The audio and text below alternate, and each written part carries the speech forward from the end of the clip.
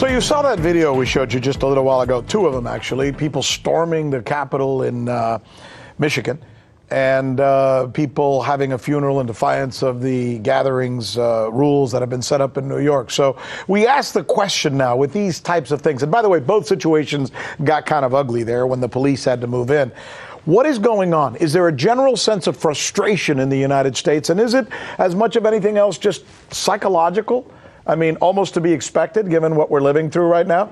Joining us is Dr. Lisa Palmer. She specializes in psychotherapy at the RenewMe Center out of Boca Raton, Florida. My stomping grounds, as I like to say. Dr. Lisa, thanks so much for joining us.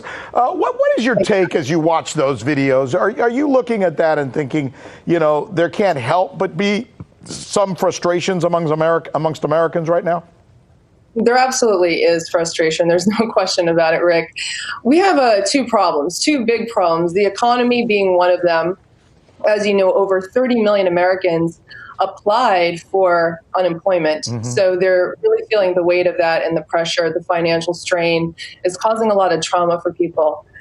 In addition to that is this issue of loneliness that's been created by this forced isolation. So that's putting a lot of pressure on people.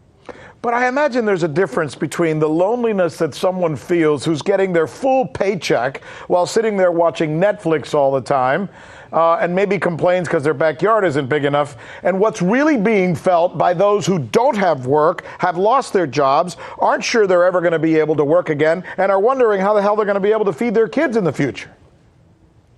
Absolutely, no question about it. Scary thoughts. If you don't have savings, what the heck do you do?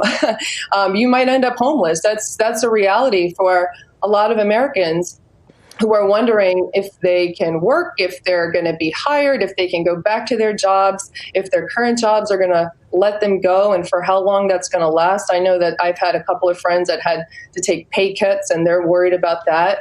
And for those people that are self-employed, they're wondering when they can get started and when the economy is going to get going again so they can bring in business. It's a real dilemma for sure. One of the most important things in life, I think, and I'm not a psychotherapist, but that we all have to have some kind of vision in our head, some kind of plan, some kind of light at the end of the tunnel. But it seems like we're living during a time when, between our leadership and the media and the disparity of direction, it's kind of hard to find our way. Is that part of what we're suffering from as well? Or is that part of the cause, I should say? You raise a really good point, because this is definitely a time of scarcity on many levels. And what we really need is an attitude of abundance during this time of scarcity, which is difficult for a lot of people. But as I like to say, your wealth comes from within you.